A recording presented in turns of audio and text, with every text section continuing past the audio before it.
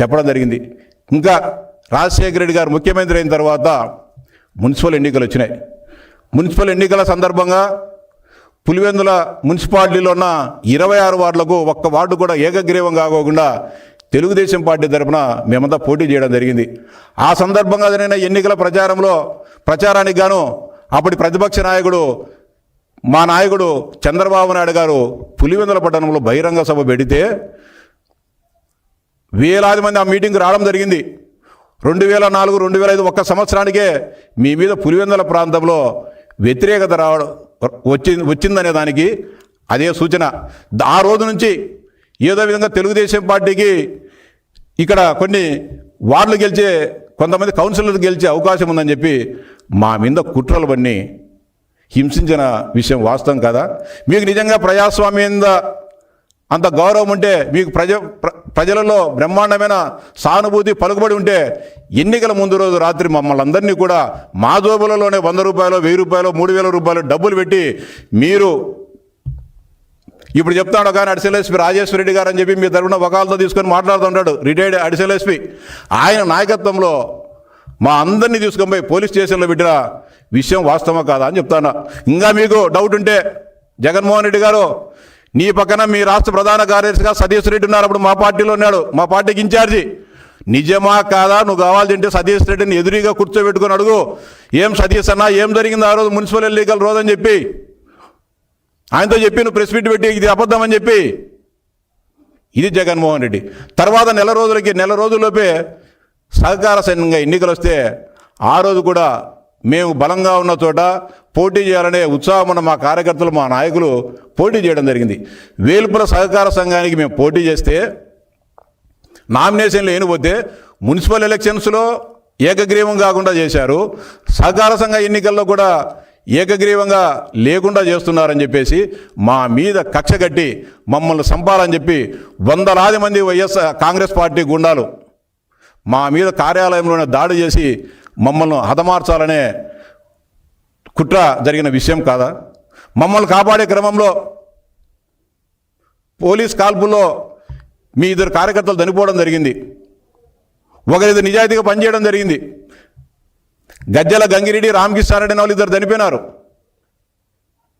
Police కాల్పుల్లో. చనిపోతే ఆ కేసులను మేము పోలీసుల దగ్గర నుంచి తుపాకులు లాక్కొని వారిని చంపినామని చెప్పి మా మీద జెండా హత్యల కేసులు పెట్టిన విషయం వాస్తవమా కాదా? జగన్మోహన్ అడుగుతానా. మీరే మీ చిన్నాయన దగ్గరుండి మా ఇల్లు కాల్పించారు, పార్టీ కార్యాలయాన్ని కాల్పించారు. పులివెందుల్లో మాకు సానుభూతి పరిణిగా ఉంటే నాగవర్ధన్ రెడ్డిని కూల్చేశారు, డైనమైట్ పెట్టి పేల్చి. ఇంకా మొండి గోడలు మిగిలితే మీ పొక్కులేళ్ళని తీసుకొని వచ్చేసి మా ఇండ్లన్నీ నేలమెట్టం చేసినప్పుడు ప్రజాస్వామ్యము లేకుంటే నిరంకుశత్వము, దౌర్జన్యము, రౌడిజము ఇవన్నీ గుర్తుకు రాలేదా జగన్మోహన్ అని చెప్పి అడుగుతాన్నా. ఆ రోజు 2005 అక్టోబర్ 18వ తారీఖు జరిగిన విధ్వంస దృశ్యాలు, పులివెందులలో విధ్వంస దృశ్యాలు, ఇంకా పులివెందుల ఘటన దృశ్యాలు ఇవన్నీ కూడా ఫ్యాబ్రికేటెడ్ ఏం కాదు, మీరు చేసిన దుర్మార్గానికి. ఇంకా ఎంత దారుణం అంటే మా మీద హత్య కేసులు పెట్టి మా ఇల్లు, నాగవర్ధన్ రెడ్డి ఇల్లు, పార్టీ కార్యాలయాన్ని కూలదోసిన తర్వాత కూడా మీకు మీ మనసుకు ఆనందం కలగలే, శాంతించలే. మళ్ళీ ఇలా ఉరిశిక్ష వేయమని చెప్పి మీరంతా కూడా, మీ పార్టీ నాయకులు, మీ బంధువులంతా కూడా పులివెందుల పూలంగల దగ్గర ధర్నాలు చేస్తారు. అంటే ఇంత అన్యాయంగా ఏమీ సంబంధం లేని వ్యక్తులను, మాకు మీకు ఏమైనా గోడ దగ్గర ఉందే, రాజకీయపరమైన విభేదాలు, సిద్ధాంత విభేదాలు తప్ప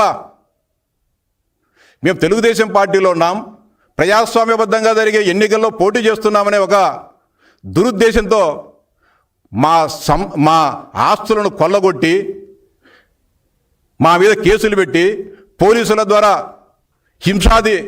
హింసలు పెట్టి, ఇంకా దారుణం మీ రాష్ట్ర ప్రజలు కూడా తీసుకొని రావాలా. మీ సతీష్ రెడ్డి ఉన్నాడు, అడుగు నీ పక్కన ఏం జరిగిందో. సతీష్ రెడ్డిని నన్ను తెచ్చి అర్ధరాత్రి పూట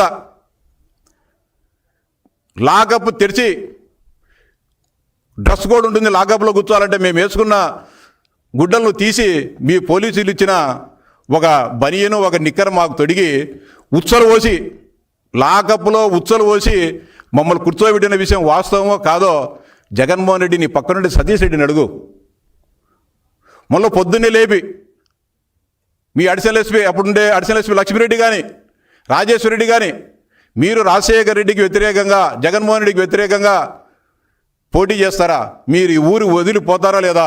లేకపోతే మీ మిగతా ఆస్తులన్నీ కూడా విధ్వంసం చేస్తాం, నాశనం చేస్తామని చెప్పి మమ్మల్ని అందరినీ కూడా వంగబెట్టి కాళ్ళు పైకెత్తి కొట్టిన విషయం వాస్తవమా కదా? అడుగు సతీష్ రెడ్డిని అడుగు, కొట్టినారు లేదో?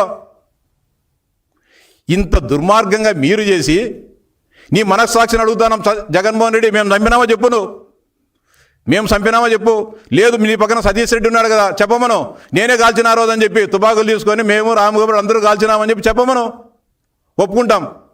ఈ రోజు కూడా 2005 అక్టోబర్ 18వ తేదీ, ఈరోజు 2026 మే 26వ తేదీ, ఈరోజు కూడా ప్రతి నెల మేము నువ్వు పెట్టిన కేసులకు ఈరోజు కూడా కేసులు తెంచుకోలేక ఈక్కోలేక పీక్కోలేక నెలకోసారి పులివెందుల నుంచి కడపకు పోవాల్సిన దుస్థితులు ఈరోజు కూడా ఉన్నాం. 21 సంవత్సరాలు అవుతుంది ఈరోజుకు ఆ జెండా ఇచ్చల కేసు నుంచి మేము పోవడం లేదు. ఇంకా దారుణం, ఆయన చెప్తా అంటాడు వ్యవస్థలన్నిటిని కూడా తెలుగుదేశం మేనేజ్ చేస్తారని. వ్యవస్థలను మేనేజ్ చేసింది నువ్వా మేమా?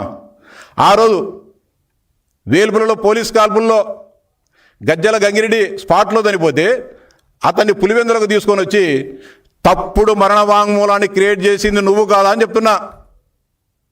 కొంతమంది పెద్దలు ఇది కరెక్ట్ కాదు జగన్మోహన్ రెడ్డి అని నీకు సలహా